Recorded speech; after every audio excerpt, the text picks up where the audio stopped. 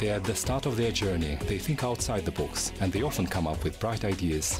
Their projects are innovative, they are a new generation of business people, and their distinguishing features are creativity and enthusiasm. This is The World of Startups, the program about IT developers and the industry of startups. Всем привет! В эфире программа The World of... Hello and welcome to The World of Startups. I'm Serik Akishev. In this TV program, you learn about the best innovations from Kazakhstan and from around the globe, as well as about startups that are ready to change this world. On this edition... Смотрите сегодня в программе. The Camellia mobile app, or how to set up one of the most beautiful and romantic business projects in the world, a flower shop. Find out how computer plates are made from scratch to the ready product in Kazakhstan. Project Technation and other enterprises by Kazakhstani startups in the Silicon Valley. Learn about the first laboratory for fixing gadgets in Central Asia in our report. Now that we have online services in the business of selling flowers in Kazakhstan, which according to initial estimates costs about $100 million, it has had an impact on the traditional way of running this specific business. Conventional flower shops are now actively using information technologies to promote their service. One of them is a mobile app that has a beautiful name, Camellia. It's a platform for selling flowers and an aggregator for large flower shops, now only available in Almaty and Astana. Our correspondents have talked to the creators of the service and found out about the problems the flower business is facing today. Of 40 graduates of a startup school that was opened at the Kazakh British Technical University in Almaty, only a few completed the course of study successfully. One of them is called Camellia. It is an aggregator of flower shops, and at the same time it is a trading platform for them. At the end of August, we launched the first pilot version. Since September, the application has been working in its full capacity. We're expanding the chain of partner shops. We are running an active positioning campaign on social networking websites. The business model of this mobile app is based on keeping a 100% commission from each order, and this money will be paid not from the users' wallets, but from the revenue of the flower shops. On the screen you can see a catalogue of flowers and shops representing all flower shops of the city. You just need to choose the bouquet of flowers you like and click on Choose as a gift. Then you have a choice of ways of flower delivery, either with a courier or getting them by yourself. After that, you need to fill out a form and specify who the recipient is, the address and the recipient's phone number. By the way, the flowers will be sold by price categories. When you enter it, you quickly figure out how much you would like to spend, 7,500 tenge or 15,000 tenge. This is extremely convenient for competition on the market. We are now competing not for the better price, but for better quality. Considering an annual 30% market growth in e-commerce in Kazakhstan, the developers of this app are planning to increase the database of flower shops and their assortment next year.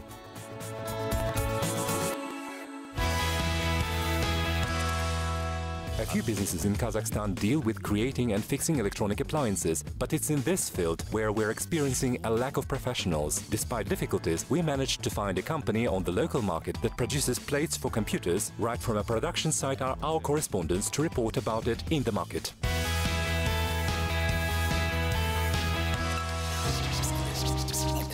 Without processors, transistors and condensates, even the most advanced gadget is a useless piece of metal. Similarly, computer spare parts with no printing plate are useless. Therefore, the foundation of any digital technology is its microchip.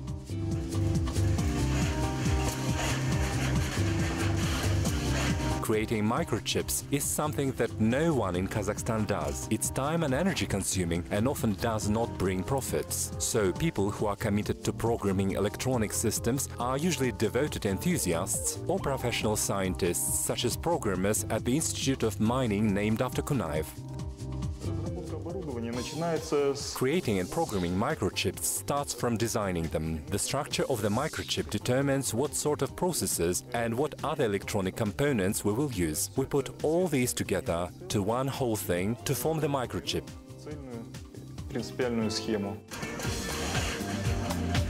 The principal microchip is a map for electronic roads that shows how and in what sequence the parts of the printing plates will be joined. Based on these principal microchips, here at the Alatau Technopark, all the hardware for ID TV consoles are made. The process of printing the plates starts at the stage where printing plates are filled. Then solder paste is applied. In the subsequent modules, components of electronic parts are joined. In the hearth, the solder paste is melted to make it stick to the board.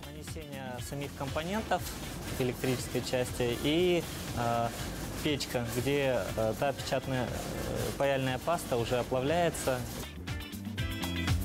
The ready printing plates are sent to the Mining Institute, where additional components are soldered and the plates undergo testing. But even when all the parts are set, it is necessary to make them all work, that is, program them.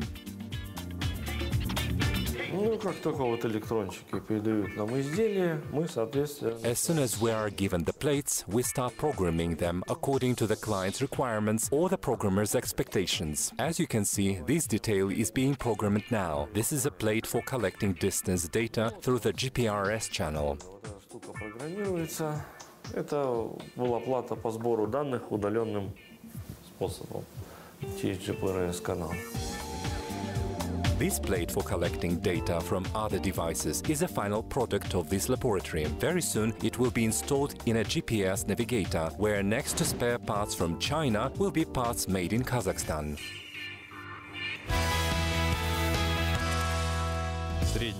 The average life of a smartphone is a few years. The average life of a home appliance is from 5 to 10 years. But why throw away a mobile phone or a microwave if they are not very old? Some of us will now hesitate to say yes, as recently it has become possible to prolong the life of your favorite gadget. To find out how it is possible, our correspondents have been to the first Central Asian Academy, where students learn to fix electronic gadgets.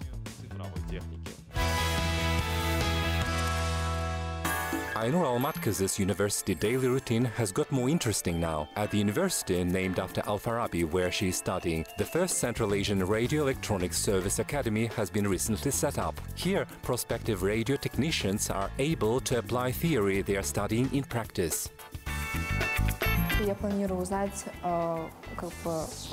I'm planning to learn more about how these gadgets work. That's what I'm studying at the university now. This is an excellent opportunity to learn the principles of work with real machinery, see what each gadget consists of, how it works, as well as be able to fix it in the future.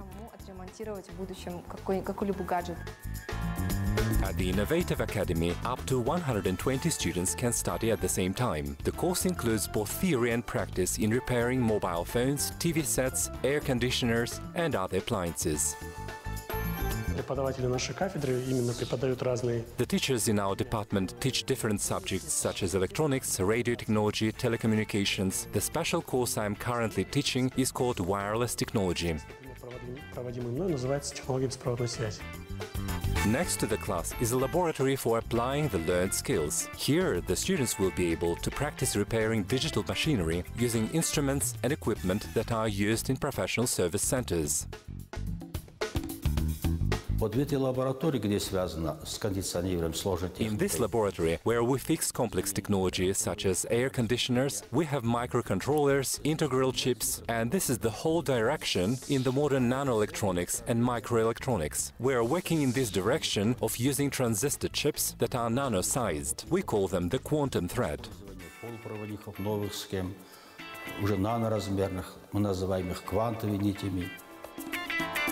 The founders of the Innovative Center Academy say that their graduates will have an advantage when being hired in the service centers of one well-known technological company that is a partner of this project.